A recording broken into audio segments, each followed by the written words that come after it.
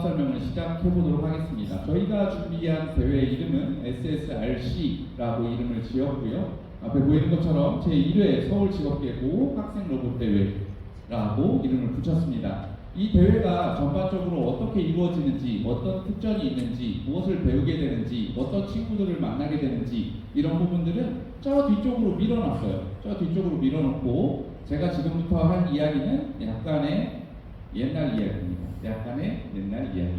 사실 저도 특성화고는 아니지만 일반계 고등학교에서 근무를 했을 때 기술교사로 있었습니다. 그래서 그때 했던 경험을 반추 삼아서 여러 가지 생각들을 해보고 나니까 특성화고에서는 이게 가능하겠는데? 라는 생각을 했어요. 원래는 일반고에서 제가 했던 것은 지금 여러분들이 할 대회보다 약간 한 단계 낮은 레벨의 대회를 참여했었어요.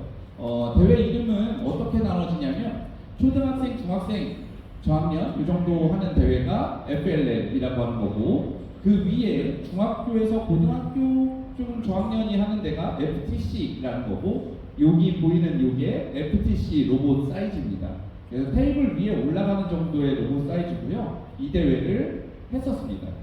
그때 했던 여러분들이 볼 때는 사실 이게 일반계 고등학교에서는 이거 어마어마한 일들이었거든요. 근데 여러분들이 볼 때는 괜찮네? 이런 생각이 들 수도 있을 것 같긴 합니다.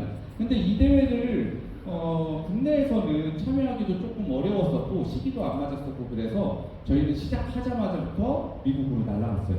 그래서 뉴욕에 있는 뉴욕 시립대 학생들하고도 미팅을 한번 했었고, 우리 로봇을 가지고 맨해튼까지 가서 이렇게 사진도 한 장 찍고 호텔에 들어가서 밤새도록 이거 수리도 하고 이런 과정들을 거쳤습니다. 그리고 그 다음날 뻗어서 잠도 잤죠. 이렇게 해서 대회장까지 이동을 했어요. 미국에 있는 고등학교의 대회장으로 이동하는 모습이고, 차에서 내려서 로봇을 들고 경기장으로 들어갑니다. 여러분들 학교에 체육관이 있을 건데요. 그 체육관에 농구장 사이즈 정도 되는 곳에서 이제 행사가 진행이 됐어요. 들어가면 이제 이런 정도의 사이즈였고, 지금 이제 사람이 한 명, 두 명씩 모이고 있는 상황이었습니다. 대회는 어쨌든 규정이 있기 때문에 로봇의 사이즈를 정확하게 맞춰야 되고 무게도 넘어가면 안 돼요. 여러분들도 FTC가 아닌 FRC 레벨을 하게 되겠지만 FRC 레벨도 사이즈나 아니면 크기나 이런 것들이 정해져 있습니다. 그 제한 수준 안에서 규칙을 지킨 다음에 거기서 다른 팀보다 월등한 결과물들을 만들어내는 게 기본적인 목적이라고 생각하시면 돼요. 이거는 실제 경기장인데요. 실제 경기장에 갔을 때 저쪽에 이제 코치들이 이 장비를 쓰고 설명은 어떻게 하고 어떤 규칙은 어떻고 다른 로봇이랑 부딪히면 안 되고 서로 배려를 했으면 좋겠다, 그런 가이드를 해주고 있는 모습이라고 보면 됩니다. 지금 이 모습은 여러분들이 12월 달에 실제 대회가 이루어지는 날 12월 12일로 잡았거든요. 그때 이루어질 일들이라고 보시면 됩니다. 그때 미국에 가서 했던 경기가 5경기였어요. 한 팀은 자기 로봇을 가지고 있지만 두 팀씩 붙어서 게임을 해요. 그래서 상대팀 두 팀하고는 경쟁을 하지만 우리 팀 두 팀하고는 협력을 해야 됩니다. 그런데 이 우리 팀이 되는 팀이 누군지, 상대팀이 되는 팀이 누군지는 그날 발표가 돼요. 그리고 5게임 하는 동안 계속 바뀝니다. 무슨 얘기일까요? 전략을 짜야 돼요. 내 로봇이 어떤 기능을 가지고 있고 무엇에 탁월한지, 우리 팀이 된 사람이 무엇에 탁월한지, 상대팀은 뭐가 약한지, 이런 것들을 순간순간적으로 분석도 해야 되고 전략도 짜야 되고 작전도 짜야 되고, 같은 팀이 됐다가 상대팀이 됐다가 합니다. 그리고 여기서 나온 점수를 랭킹으로 쌓기도 하는데, 랭킹을 쌓을 때 상대팀이 강하면 우리 팀 점수가 더 올라가요. 우리 팀이 졌어도. 그런 규정들도 있으니까 나중에 상세하게 분석을 한번 해보도록 하겠고요.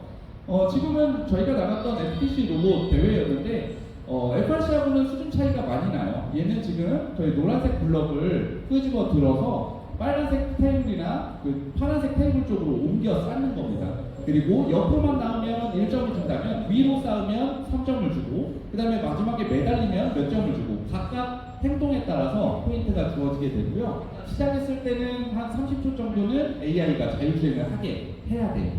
그리고 2분은 조이스틱으로 조종을 직접 합니다. FRC는 15초 자율주행이고 나머지 2분 15초가 아마 조이스틱 조종이 되게 될 거예요. 그런 규칙들은 나중에 상세하게 안내해 드리도록 하겠습니다. 지금은 전자 점수 체킹을 하게 되는데요. 저기 뒤쪽에 보이는 게 그 시스템이라고 보면 되고, 심판이 재검도 하고 전자 시스템 통해서 판정도 한다고 보면 되고, 이거보다는 FRC가 규모가 크기 때문에 그 큰 규모에 나중에 이제 경기장이 설치가 되면 그런 것도 참고해 보시면 됩니다.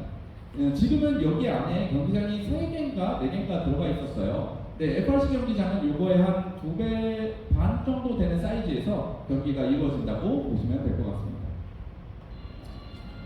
저희가 이거를 시작하자마자부터 아이들하고 같이 뉴욕에 갔었고, 그 뉴저지에 있는 고등학교에서 이루어지는 지역 예선대회에 초청 아니면 뭐 우리가 그냥 강제로 가겠다 이렇게 해서 우리 집 껴줘 해서 갔던 거라서 저쪽 학교에 인근에 있는 언론사들이 되게 관심을 갖더라고요. 그래서 인터뷰도 하고 우리가 왜 오게 됐는지도 설명을 하고 뭐 그랬습니다. 이 사람들은 인터뷰를 하는 사람들은 아니고 이 사람들은 지금 심사를 하고 있어요. 여러분들이 로봇을 만들어서 로봇 경기만 한다면 사실은 이런 심사는 필요가 없을 수 있는데 어떤 어려움이 있었는지, 그리고 디자인은 어떻게 해서 저게 나왔는지 뭐 이런 과정들에 대해서 팀원들한테 한 명씩 다 인터뷰를 합니다. 그리고 로봇을 만들면서 수정하는 과정도 전부 다 엔지니어링 노트로 작성을 해야 돼요. 그리고 포트폴리오로 남겨놔야 되고, 그리고 후배들이나 중학생들한테 어떻게 전달을 했고, 내가 어떤 기여를 했고, 팀을 위해서 돈은 어떤 식으로 마련이 됐는지, 물론 부품은 어떻게 만들었는지, 설계는 어떻게 했는지 이런 것들을 다 설명할 수 있어야 됩니다. 이거는 경기가 다 끝난 사진인데요. 경기가 다 끝난 다음에는 그 경기 운영을 위해서 수고해주신 심판진하고 코치, 스텝 이런 분들이 앞에 나와서 이제 발표를 하게 돼요. 발표를 하게 되면 시상을 하는 부분들이 사실 로봇 대회 우승만 시상을 하는 게 아니고, 좀 전에 얘기했던 엔지니어링 노트는 어느 팀이 잘 작성을 했는지, 기여는 어느 팀이 더 잘 기여를 했는지 이런 부분들에 대해서 상세하게 시상을 하게 됩니다. 그리고 여러분들이 공문이라고 하는 걸 아직 보지 않았을 것 같은데, 저희가 지금 대회 수상금으로만 500만 원 이상 확보가 되어 있는 상태예요. 그래서 우리가 지금 만들 팀은 8팀밖에 안 되지만 500만 원 이상의 수상금이 걸려있다. 그리고 로봇만 해도 로봇 한 대당 1,500만 원 상당의 그 비용이 들어간다. 그리고 전체 대회에서 정말 우수하게 잘 마친 그 한 팀에 대해서는 내년에 캘리포니아에서 열리는 지역 대회를 내보내게 될 거고, 그 다음해부터는 아마도 그 시드를 정식으로 한 장씩 받아서 마치 그 월드컵 있죠. 월드컵에서 아시아 몇 장 주는 것처럼 시드를 받을 수가 있는데, 그걸 받아서 실제 세계대회에 나갈 것을 준비하려고 합니다. 지금은 인사하는 장면이고요. 저기 어쨌든 미국에 한번 갔다 오고 나면 뭐 로봇 대회만 참여할 건 아니니까 그 근처에 있는 홈스쿨링하는 곳 이런 곳도 가봤고, 거기 한국의 날이라고 해서 뭐 전 같은 것도 해먹고, 윷놀이도 하고 그런 기억들이 있었고요. 거기 친구들이랑 같이 사진도 찍고 왔던 장면입니다. 아까 점수에 대해서 잠깐 이야기를 했었는데요. 점수 체계가 RP하고 TVP라고 있어요. RP는 랭킹 포인트고 TVP는 타이브레이크 포인트예요. 타이브레이크 포인트가 내가 경기했던 상대팀이 강하면 강할수록 내가 받는 점수가 높아지는 거라고 생각하시면 돼요. 랭킹 포인트는 실제로 승패를 가지고 좌우하는 거고, 저희는 이때 처음 가서 시도를 한 거지만 1승 4패 했습니다. 1승 4패. 우리 팀이 잘했거든요. 우리가 잘한 게 아니고 우리 팀이 잘해가지고 1승 4패를 했습니다. 근데 그 기억은 아직도 선명하게 남아있게 됩니다. 첫 해는 그렇게 미국을 먼저 가서 시작을 했는데, 두 번째 해에는 조금 달랐어요. 두 번째 해에 코로나가 시작이 돼가지고 로봇 대회를 못한다라는 얘기들을 많이 들었었는데, 그러다 보니까 이걸 어떻게 해야 되나 했었는데, 우연치 않게 제가 네트워크 안에 있던 여러 사람들 중에 교수님 한 분이 계셨는데, 그분이 한번 해보자 라고 얘기를 하더라고요. 그래서 첫 해 때는 제가 근무했던 영등포고등학교 학생들만 가지고 구성을 했었고, 두 번째 해는 완전 외인 구단처럼 구성을 했었습니다.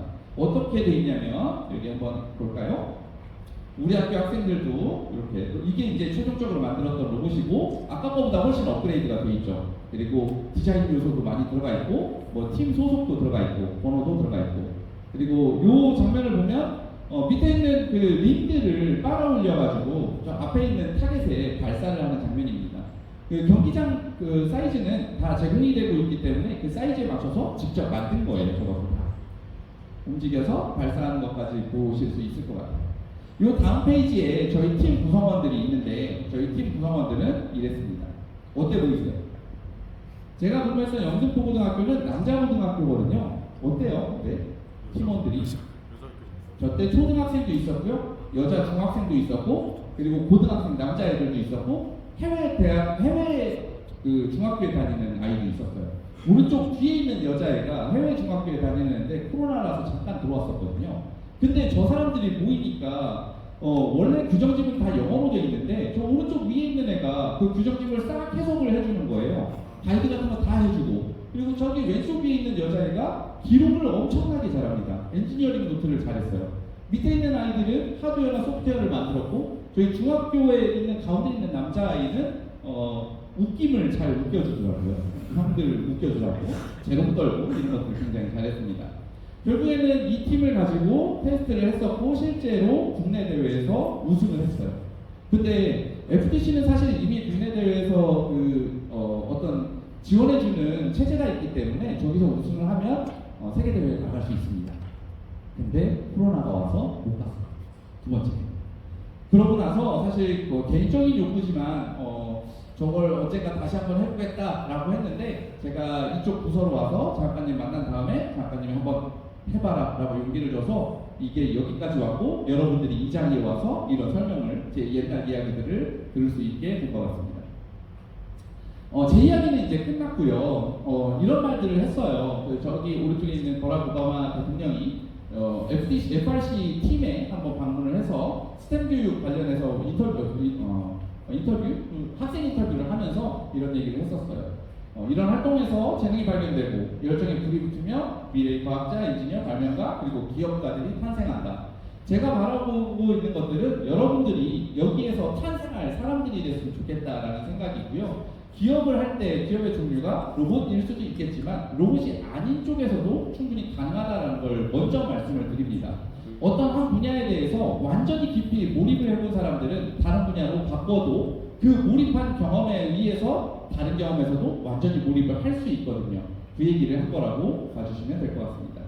그리고 FRC에 참여했던 진짜 아이들이 이 네트워킹을 하거나 협력을 하거나 의사소통을 했던 이 경험을 통해서 이런 경험들이 오히려 직장에서도 실제적으로 쓸 수 있게 됐다라는 것들을 인터뷰한 내용입니다. 여기까지가 제가 기본적으로 소개해드릴 내용이었고 이제